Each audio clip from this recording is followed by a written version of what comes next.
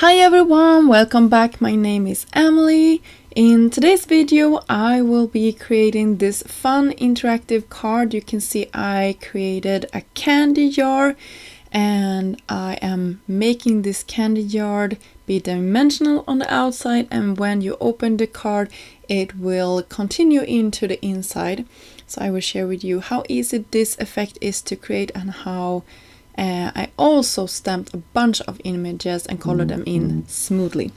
So you can see I actually took the entire stamp set and inked it up inside of my Misty.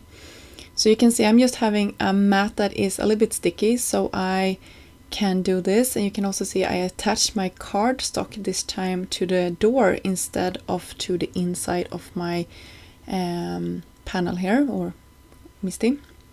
I'm using a tool just to make it evenly pressured, and then I stamped all of those in one go, and you can clean them so you don't have to fuss around with the stamps too much.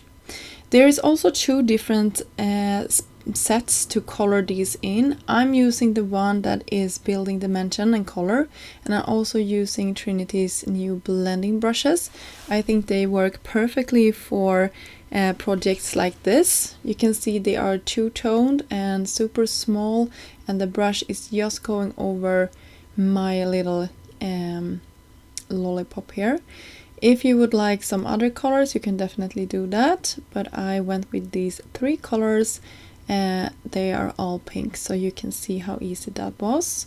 If you need to mask something off, you can always do that, but I found that I rarely had to do that. The space between the stencils are really great, and you can sort of angle your brush to be inside of the candies here.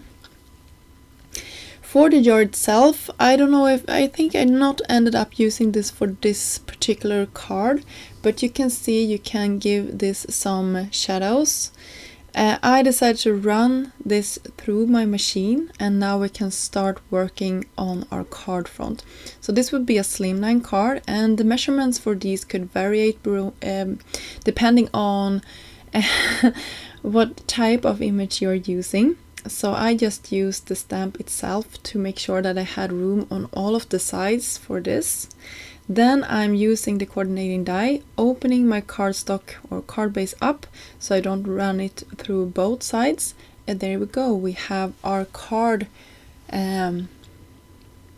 sort of finished. For this I wanted to create a shaker card, so you can see I'm taking this and some acetate and just cutting under, just tilting my scissor to cut underneath, and we have the perfect sort of acetate lid for our card candy jar here. I will attach this to some foam that I also cut with the same dies. You can see how that turns out, really cute. And then we can fill this jar up. I'm using a mix from Trinity that has this sort of muted toned color in the rainbow. I really like this mix. It also complements the coloring that I did for my candy. Making sure that I have room for all of that and pressing it down. You can see I have some blue cardstock in the back, and I will cut underneath this after it has dried a little bit more. Here you can see I have some teal paper that I want to be the exact same size as my card front. So I am just making sure that I have it in the right position with some low-tack adhesive and then cutting it. And you can see that it perfectly fits on top of my card base. So now we have some fun color to the front of this as well.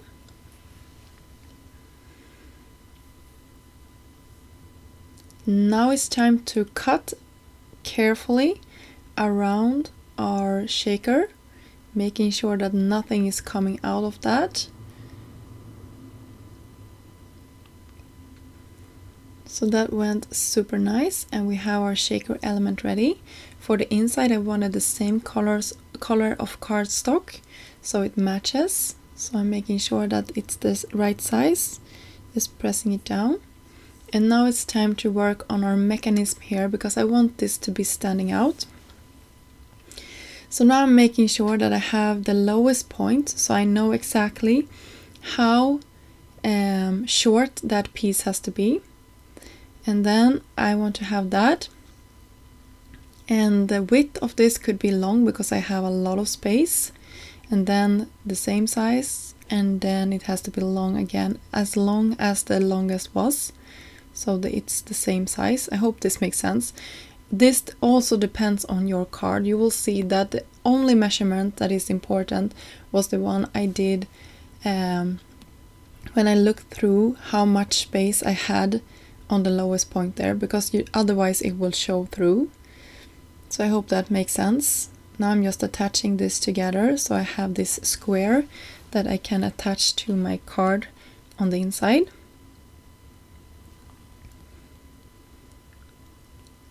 So now I'm just gluing it to two sides and just making sure that this is gripping nicely. So that is the only mechanism you have to do, and the space you see here is the space I'm gonna press my jar into. So you can see here. I mentioned earlier that I used foam for giving this jar the dimension for the shaker element. That foam is peeking out at the top there, so I actually need to go and cut this slightly so it's the same size as my die. For the sentiment for this card, I'm using the dies from the Simply Sentimental Special, and I also will use a companion sentiment from the stamp set for that set. So you will see it here in a second. I will heat emboss that in black and white. The sentiment is in gold, matte gold cardstock from Altenew and some vellum from Trinity stamps. And the sentiment, as I said, will be heat embossed. So I'm just making sure that I know that I will have room for this. And of course, dimension is beautiful on any project. So I cut these teeny tiny bits of foam tape. You can see how little those are. I really want them to be covered. So this is something I do for nearly all of my projects. So there you go, you can see I can overlap it at one of the sides and it will still be perfect and be able to be moving. So here we go, we have our sentiment. I think it will say special birthday or extra special birthday. Super cute. And for the inside I will actually embellish that one a little bit more as well. I will take some of those confetti parts and some lollipops to just be in the lower corner there. I think that really turned out nicely. I had some space and I also thought it looked a little bit empty down there. So that is cute, and then some confetti as well. So here we go, we have a close-up of the finished card. I hope you enjoyed this video and got inspired to create something with an interactive element. These actually has two, right? So we have the shaker part and the pop-up feature. I had a ton of fun creating this project. I hope you enjoyed it as well. I will have links down below for the products I used in this video, and thank you so much for stopping by. Bye!